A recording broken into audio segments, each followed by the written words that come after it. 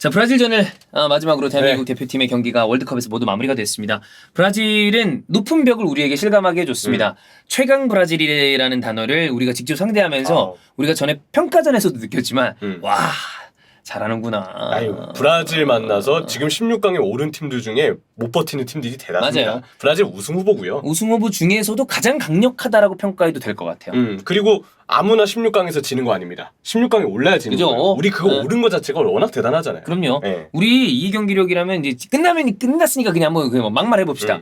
딴 팀이면 해볼 만한 팀들 좀 있었어. 근데 하필 브라질 만나가지고. 폴란드 아쉽다.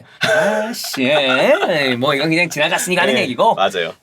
그래도 저는 이제 대단하다고 생각한 건 브라질을 상대로 득점했다는 것, 브라질을 상대로 우리 축구를 했다는 것. 이 두 가지는 큰 의미가 있다고 생각을 합니다. 그렇죠. 왜 그러냐면 브라질을 상대했던 이전에 또 팀들이 골을 쉽게 넣지 못했어요. 스위스도 세르비아도. 물론 카메룬은 플로테를 돌렸기 때문에 좀 다른 얘기고요. 그렇죠. 네. 조별리그 세 번째 경기였으니까. 그럼요. 그래서 골을 넣었다라는 것 자체만으로도 충분히 의미가 있다. 그리고 저는 벤투 감독이 이번 조별리그 3경기와 16강 경기를 통틀어서 순간순간 상대가 밀어붙일 때는 우리가 웅크리고 수비할 때가 있었지만 매 순간 사실 우리보다 프로축구 선수들이나 축구 종사자, 축구 인프라가 훨씬 더 큰 국가들을 상대로 지속적으로 주도적인 경기를 펼쳤다. 그리고 이번 대회에서 벤투 감독이 굉장히 놀랐던 거는 경기 중에 용병술이에요. 예. 그 포르투갈전 막판에 정우영을 중앙 수비로 잠깐 내리면서 훨씬 더 빌드업의 장점에 손준호와 함께 극대화시키는 장면들도 있었고 맞아. 좌우 윙의 스위칭이라든지 그럼요. 이번에도 있었어요. 이태성 선수와 황희찬 선수가 좌우 스위칭 가져가서 또 황희찬이 거기서 오른쪽으로 또 들어오는 옵션을 제공해 주더라고요.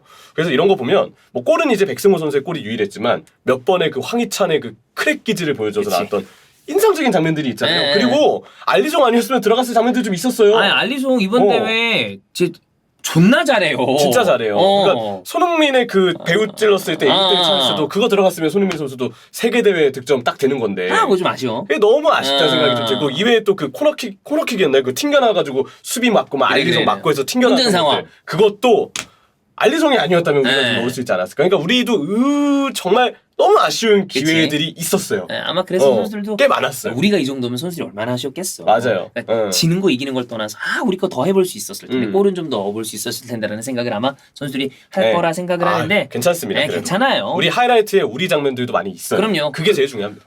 브라질을 상대로 그런 모습을 보여준다.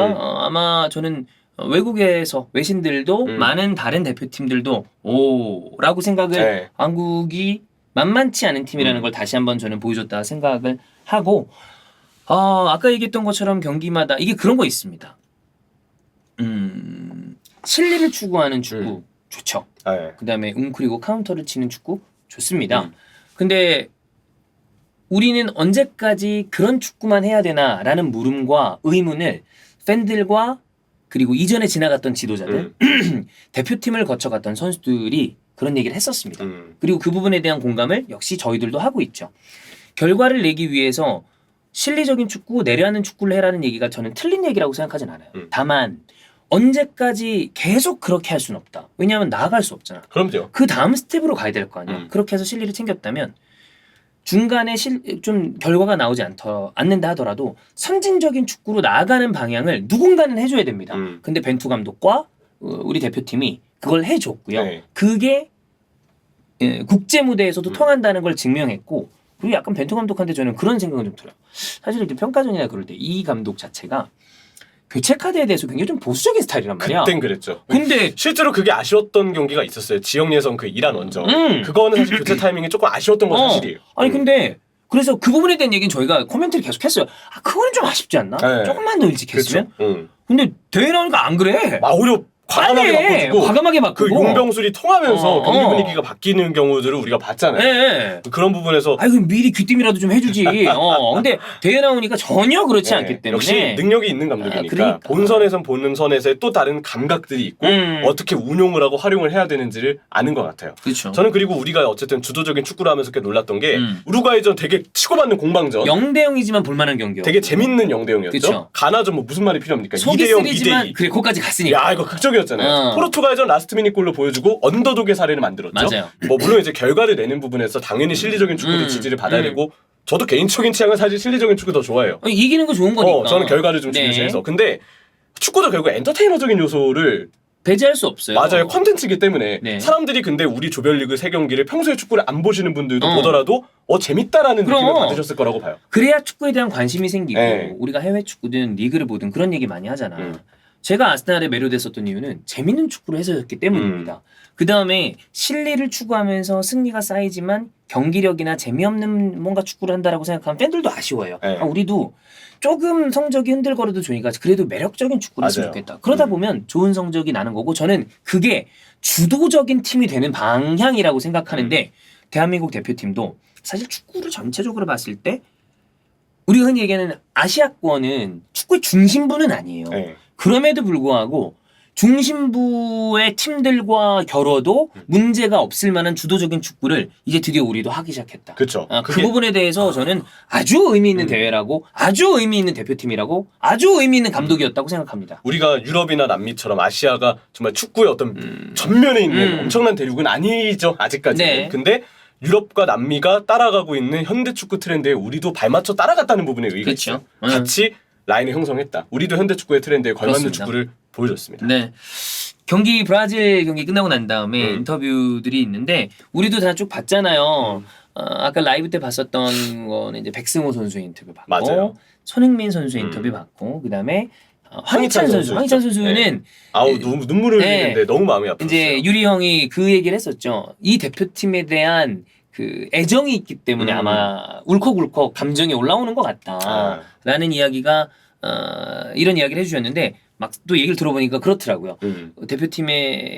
이런 대표팀에게 감사함을 느끼고 응원해준 팬들에게 고맙고 같이 함께 할 수 있어서 영광이었다라는 인터뷰가 너무나 인상적이었습니다. 자, 그러면 벤투와 황인범 선수의 이야기, 그다음에 손흥민 선수 이야기 다시 한번 마무리를 좀 지어보죠. 네.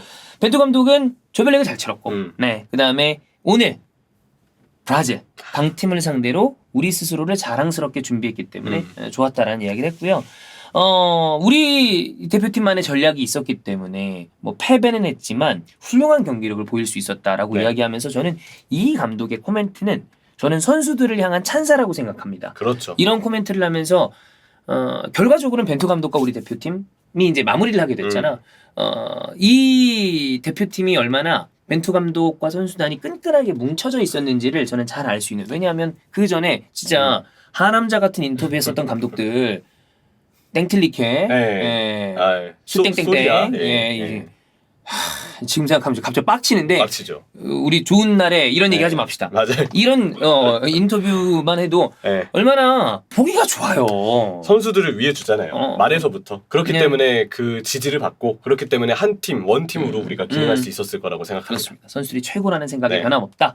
라는 이야기를 하면서 뭐 이제 재계약보다는 우리 대표팀과의 인연은 여기까지라는 이제 기사들이 막 나왔잖아요. 추후에 우리 대표팀도 좋은 왜냐면 대표팀이 영원합니다.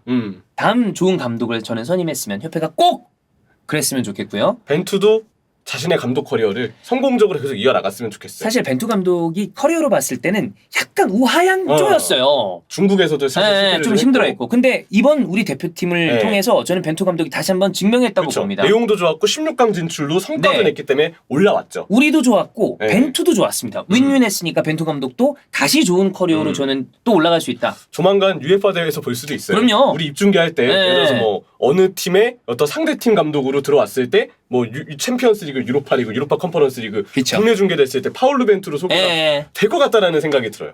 그렇게 봤으면 좋겠다. 그러니까 그게 뭐 우리 좋아하는 느낌으로면 리버풀, 아스날 아니 뭐 이런 팀들이랑 붙으면 또 얘기할 게 얼마나 많겠어. 맞아요. 그때는 이제 아스날이 이겼으면 좋겠습니다. 뭐 어쨌든 그렇습니다. 자, 그다음에 황인범 선수의 인터뷰였습니다. 황인범 선수 사실 벤투 감독의 황태자 같은 선수고 황인범 선수는 어떻게 보면 우리 미드필더 라인, 우리 대표팀 레벨, 리그, 대한민국 미드필더로 봤을 때는 보물 같은 선수라고 저는 생각합니다. 맞아요. 그리고 황인범 선수가 어쨌든 벤투 감독에 의해서 본인의 기량을 대표팀에서 마음껏 꽃피울 수 있었기 때문에 이 인터뷰는 그래서 더 의미가 있지 않을까 생각을 합니다. 결과는 아쉽지만 후회가 없고 그다음에 외부에서도 많은 일이 있었고 사실 얼마나 여러 가지 이야기들이 오고 갔나요? 그럼에도 불구하고 내부적으로 뭉쳤고 계속해오던 이 어떤 축구 결과까지 낸 포르투갈전 모두 다 승리로 보상을 받았다라는 이야기를 황인범 선수는 해줬고요. 이런 강팀과의 경기, 생각해보면 가나, 우루과이, 포르투갈, 브라질 모두 다 우리보다 앞서 있는 팀들입니다. 가나는 포트는 낮았지만 뻘뻘한 팀이에요. 멤버를 봐라. 그때 그 포트를 차지했던 선수들과 월드컵 본선에 나온 선수들 달랐잖아. 다르잖아요. 그거 솔직히 이제 그렇게 하면 안 돼.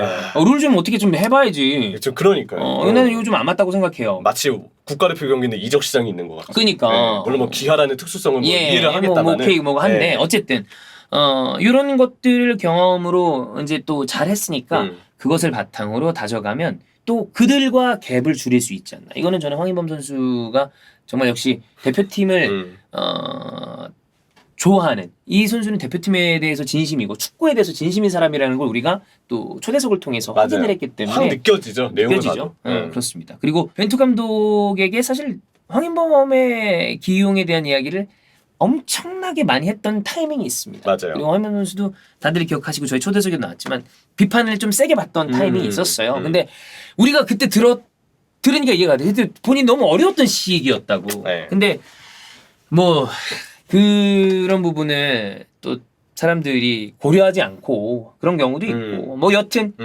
근데 그런 외부의 여러 가지 일들이 있음에도 불구하고 끝까지 본인에게 신뢰를 보내준 벤투 감독에게 너무나 감사하다. 이게 이제 선수 보고죠. 그쵸. 선수에게 신뢰를 주고 그럼요. 가장 자신의 기량이 편한 환경에서 대표팀을 위해서 기능될 수 있도록 네. 그렇게 환경을 만들어준 게 벤투 감독이라는 점을 황인범 선수도 이야기를 했네요. 그렇습니다. 손흥민 선수 인터뷰를 많이 보셨을 거예요. 네. 저는 손흥민 선수에게 감히 얘기하겠습니다.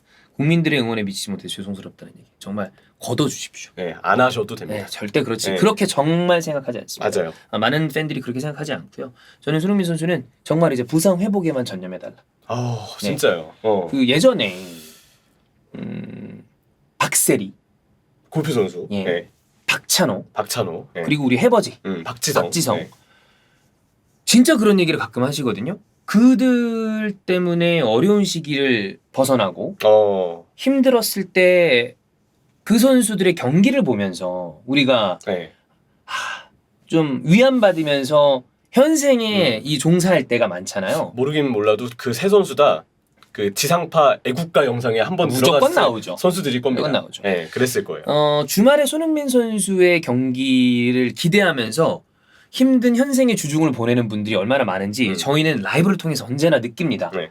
그래서 손흥민 선수가 라이브 주말에 딱 그 골을 넣으면 손흥민 선수 덕에 저희가 돈을 받잖아. 그러면서 막 얘기하는 게 이번 주에 너무 힘든 일이 있었는데 손흥민 선수 골 보고 경기 함께 보니까 그 스트레스가 다 날아간다. 이런 얘기를 했던 기억이 다 나요. 그래서 저희가 농담이지만 진담이거든요. 손흥민 선수가 우리한테 밥 먹여주고 고기 먹여줬다는 얘기를 괜히 하는 게 아니다. 그쵸. 손흥민 선수는 그런 우리의 감사함을 충분히 받을 만한 선수고 그다음에 그만큼의 퍼포먼스와 대표팀에 대한 어떤 책임감을 언제나 가지고 있는 선수이기 때문에 이런 인터뷰 왜 하는지 충분히 이해하지만 그런 마음은 이제 접어두고 다시 일단 건강 찾고 또 토트넘으로 돌아가서 멋진 경기 보여주시면 저희는 또 열렬히 응원하도록 하겠습니다. 그리고 좋은 마무리를 했다. 좋은 이번 대회 월드컵, 좋은 이번 월드컵을 좋은 방향으로 마무리했다. 이렇게 느꼈으면 좋겠어요. 네. 왜냐하면 그럼요. 타이틀이 붙잖아요. 우리나라의 12년 만에 16강 진출을 이끈 주장. 그럼요. 네, 그게 제일 중요해요. 그렇습니다. 절대 미안해할 게 없고요. 네. 정말 잘했고